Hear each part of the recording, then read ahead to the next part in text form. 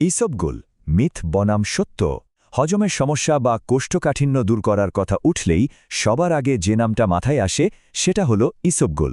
এই নামটা শোনেনি বা চেনে না এমন মানুষ বোধহয় পাওয়াই যাবে না, তাই না? কিন্তু আমাদের সবার অতি পরিচিত এই প্রাকৃতিক উপাদানটিকে ঘিরে কিন্তু সমাজে বেশ কিছু ভুল ধারণা বা মিথ ছড়িয়ে আছে। তো আজকের এই বিশ্লেষণে আমরা ঠিক সেটাই দেখার চেষ্টা করব, কোনটা নিছকই মানুষের মুখে মুখে ছড়ানো কথা আর কোনটা একেবারে খাঁটি সত্য। চলুন শুরু করা যাক। প্রজন্মের পর প্রজন্ম ধরে, মানে ধরুন আমাদের দাদা দাদিদের আমল থেকে কিন্তু ইসবগুল একটা দারুণ ঘরোয়া সমাধান হিসেবে সমাদৃত হয়ে আসছে। কিন্তু প্রশ্ন হল, এর ব্যাপারে আমরা যা যা জানি বা বিশ্বাস করি তার সবই কি আসলেই সত্য, নাকি বছরের পর বছর লোকমুখে শুনতে শুনতে কিছু ভিত্তিহীন কথাও আমাদের কাছে আজ একদম ধ্রুব সত্য বলে মনে হতে শুরু করেছে? আজ আমরা সেটাই একটু যাচাই করে দেখব। আচ্ছা, এই মিথ বা ভ্রান্ত ধারণাগুলো ভাঙার আগে জিনিসটা আসলে কি তার বিজ্ঞানভিত্তিক পরিচয়টা পরিষ্কার হওয়া কিন্তু খুব জরুরি। দেখুন, ইসবগুল কিন্তু কোনো জাদুর গুঁড়ো বা ম্যাজিক পাউডার নয়। ইংরেজিতে একে বলে সিলিয়াম হাস্ক।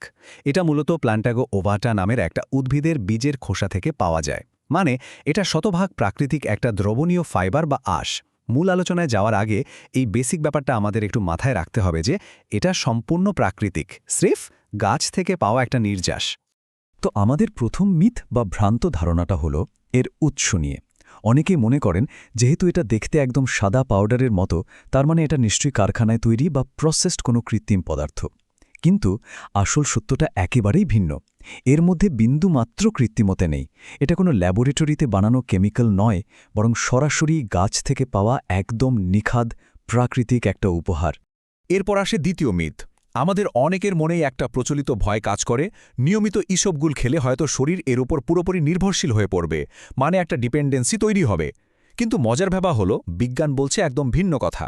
ইসবগুল কিন্তু কোনো উদ্দীপক বা স্টিমুলেন্ট ল্যাক্সেটিভ নয়। আসলে এটা পাকস্থলিতে গিয়ে পানি টেনে নেয় আর একটা জেলের মতো তৈরি করে।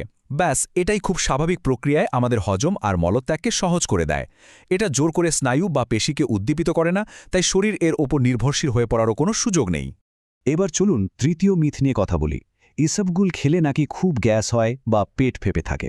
কথাটা শুনতে আংশিক সত্য মনে হলেও আসল ঘটনা হলো এখানে দোষটা কিন্তু ইসবগুলে নয়। সমস্যাটা হয় তখন যখন আমরা হঠাৎ করে খাবারে প্রচুর পরিমাণে ফাইবার বা আঁশ যোগ করি, আর শরীর চট করে সেটা মানিয়ে নিতে পারে না। এই একই ঘটনা কিন্তু ওটস বা চিয়া সিড খেলেও ঘটতে পারে। এর খুব সহজ একটা বৈজ্ঞানিক সমাধান আছে। সেটা হলো ডায়েটে ফাইবার যোগ করতে হবে খুব ধীরে ধীরে, আর সাথে অবশ্যই প্রচুর পরিমাণে পানি খেতে হবে। এরপর আসি ৪ নম্বর মিথে। অনেকেই একটা কথা খুব বিশ্বাস করেন যে প্রতিদিন ইসবগুল খাওয়া নাকি শরীরের জন্য ক্ষতিকর। মানে ওই যে একটা কথা আছে না, রোজ রোজ কোনো কিছুই ভালো নয়। অথচ বাস্তব পরিস্থিতিটা একটু অন্যরকম। সঠিক মাত্রায় খেলে এটা প্রতিদিন খাওয়া সম্পূর্ণ নিরাপদ। শুধু নিরাপদই বলবো না, ফাইবার কিন্তু আমাদের শরীরের খুব মৌলিক একটা দরকারি জিনিস। আর আমাদের রোজকার সাধারণ খাবারে ফাইবারের যে বিশাল ঘাটতি থাকে, সেটা পূরণে ইসবগুল আসলেই দারুণভাবে সাহায্য করে। আর যখন ফাইবারের প্রয়োজনীয়তার কথাটা উঠলই, তখন এই নির্দিষ্ট সংখ্যাটার দিকে একটু নজর দেয়া যাক। ২৫ থেকে ৩০ গ্রাম। হ্যাঁ, চিকিৎসাবিজ্ঞান বলছে একজন প্রাপ্তবয়স্ক মানুষের প্রতিদিন গড়ে ঠিক এই পরিমাণ ফাইবার খাওয়া প্রয়োজন। কিন্তু একটু ভেবে দেখুন তো, আজকের দিনে ফাস্ট ফুড আর প্রসেসড খাবারের যুগে আমাদের রোজকার খাবারে কি এই পরিমাণ ফাইবার থাকে? বেশিরভাগ ক্ষেত্রেই থাকে না। এই বিশাল শূন্যস্থানটা পূরণ করতেই কিন্তু ইসবগুলের মতো প্রাকৃতিক উপাদান একটা গেম চেঞ্জার হিসেবে কাজ করতে পারে। ৫ নম্বর এবং আমাদের আজকের আলোচনার শেষ মিথটা হল ইসবগুলের মারাত্মক পার্শ্ব প্রতিক্রিয়া বা সাইড ইফেক্ট নিয়ে। দেখুন, সাধারণত এটি একেবারে নিরাপদ, তবে হ্যাঁ, এখানে খুব বড় একটা তবে আছে, যেটা আমাদের সবার মনে রাখা অত্যন্ত জরুরি। ইসবগুল কিন্তু কখনোই, মানে কোনোভাবেই শুকনো অবস্থায় খাওয়া যাবে না। কেন জানেন? কারণ এটা খুব দ্রুত পানি টেনে নিয়ে ফুলে ওঠে, তাই শুকনো খেলে এটা গলায় আটকে যেতে পারে, এমনকি মারাত্মক শ্বাসরোধ বা অস্বস্তির কারণও হতে পারে। এই ব্যাপারটা থেকে অবশ্যই সাবধানে থাকতে হবে। তো এতক্ষণ আমরা অনেকগুলো ভ্রান্ত ধারণা ভাঙলাম। এবার চলুন খুব সহজে জেনে নিই এটা খাওয়ার সবচেয়ে নিরাপদ আর কার্যকর পদ্ধতিটা আসলে কি। এর কয়েকটা সহজ ধাপ আছে। প্রথমত, একদম শুরুতে দিনে মাত্র ১ চা চামচ দিয়ে শুরু করা ভালো। দ্বিতীয়ত, ১ গ্লাস ভর্তি পানিতে এটা খুব ভালোভাবে মেশাতে হবে। তৃতীয়ত, মেশানোর সাথে সাথেই সেটা খেয়ে ফেলতে হবে, ফেলে রাখা যাবে না, কারণ দেরি করলে গ্লাসের ভেতরেই এটা জেলের মতো হয়ে যাবে। আর সবশেষে, শরীর যখন এর সাথে মানিয়ে নেবে, তখন প্রয়োজন অনুযায়ী ধীরে ধীরে পরিমাণ বাড়ানো যেতে পারে।